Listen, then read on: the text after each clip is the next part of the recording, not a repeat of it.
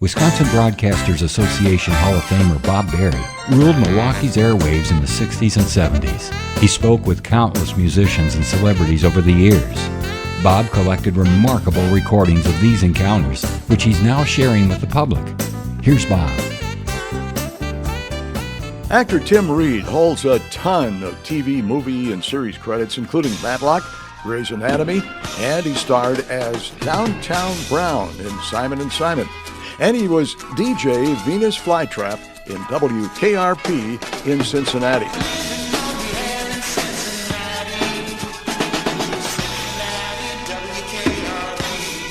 Tim will reveal how a popular and very funny episode of WKRP was the result of a network complaint. Tim was born in Norfolk, Virginia, where he talks about experiencing segregation. He and his wife Daphne built Millennium Studios, located in Petersburg, Virginia, in 1997. It was the only black-owned film studio in the United States. Good morning. Hey, Tim, how are you? Pretty good, how are you? Venus Flytrap back on the radio again. Nice to have you here. Tim was the ultra-cool, super-hip radio DJ in the hit series WKRP in Cincinnati, and now he is starring as Downtown Brown, a maverick undercover police lieutenant on the CBS returning hit Simon & Simon. Are you having fun doing that? I really am. It's a wonderful opportunity for me, and guys are a lot of fun to work with. I heard you really had to work out and really train a lot to do this. Yeah, I took it upon myself to want to, gain a little upper body weight so that I'd look the part of a tough police lieutenant, as opposed to 149 Venus Flytrap who couldn't throw anybody through a glass window. I wanted to put on a little weight and look like I could handle myself. You really were doing a lot of comedy before this role, right? I mean, that was about all you were doing, wasn't it? Well, it wasn't my fault. I wanted to do other things, but that was the only thing at that time out here available for me, and so I went the route of the job open. Were you a funny guy in school and, cut up? No, not really. I was rather serious most of my adolescent and teenagehood, and it's just something that, like I said, I had to adjust to, and apparently had a knack for improvisational kind of acting, and it worked its way into comedy. How'd you get the role WKRP? I auditioned for it, along with several other people, and it was the serious side of my acting, I think, that got the role, because I wanted the character to have more than just a broad, flamboyant, crazy attitude.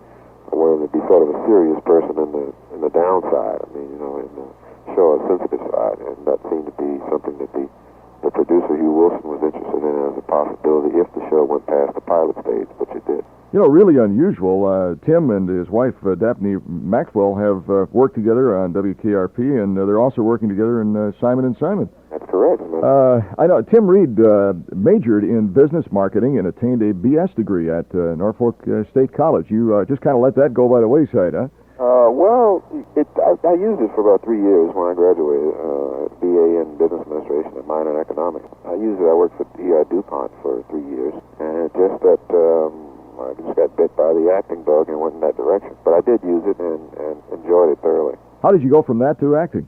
I just got lucky. I decided one day to try something, and found someone who was as crazy enough as I to give it a shot, and we moonlighted as stand-up comics for about 2-3 years, and then decided to go full-time with it. How old were you when you moved into the first integrated neighborhood? Oh, gosh, I was 21 before I moved to my first integrated neighborhood. And, of course, prior to that, I had gone to an all-black college, all-black high school, and it was much of a culture shock for me as it was for my neighbors. A few moved out, but the ones who stayed, we became polite for a while. Is that right? A few moved out, huh? Oh, yeah. This is Chicago. Jeez. But it was quite an experience, and I was the only black in the company that I worked for, E.I. DuPont, at my level. So it was pressure, but it was also, again, something that I had to learn to cope with. I had marched for many years in the 60 civil rights movements to try to gain that possibility and that opportunity. So when it came about, I was very eager to go in there and show that I could do the best that I could do, and it worked out. We've got a lot of listeners listening to you right now who probably would like to hear just a little bit more about WKRP in Cincinnati, because that was such a popular show. Oh, yeah. Were there any stories, any mishaps, anything that happened during that show that you have maybe a little story about? Well, not necessarily. It's so many things, and gosh, it would be difficult. We had a very tough 4 years of trying to put that show together, not so much from the inside, but from the outside. We were changed 16 times in the 4 years that we were on. We were on every night but Sunday and Friday. The network, for some strange reason, was trying to lose the show. There was a lot of ill feelings between the people who run who are in charge of putting these shows on the air, and particularly KRP, and the people who actually created KRP, the executive producers on down through the actors. We were sort of a maverick organization there. We did not really come into the fold of the network hierarchy, and I think that created a lot of problems for us. The kind of shows we were doing were always shows that were objected to by the network. The Who concert, all the things that we were doing, they would say, hey, don't do that. Stop rocking the boat. Just do a simple little Johnny meets girl, falls in love, a baboon comes to the network, anything. Throw a pie in your face. And one particular, the first season, they were giving us such a hard time that they were saying, do simple stuff. Do the old cliches. Let's do bathroom humor. Put a pie in the face. So Hugh Wilson was a brilliant writer. He wrote Police Academy. He's now in England prepping a show called Rustler's Rhapsody, another film. He has a creative mind. So he said, okay, you want bathroom humor? I'll put him in a bathroom.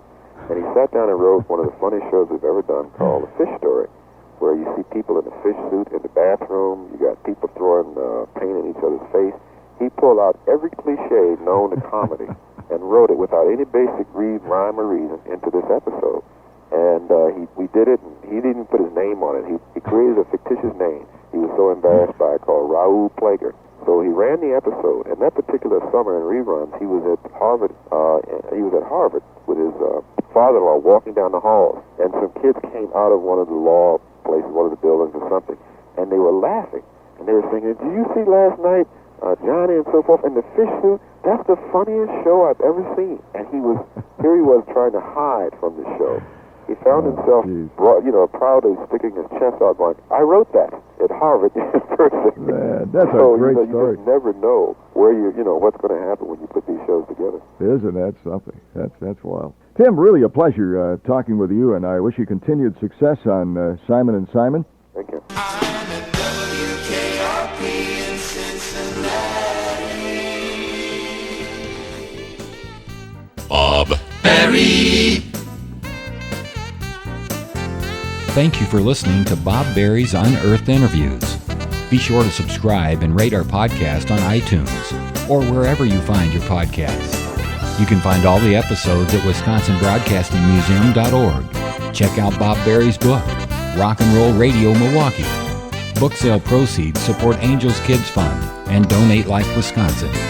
The preceding program was made possible by a generous contribution from Terry Bond.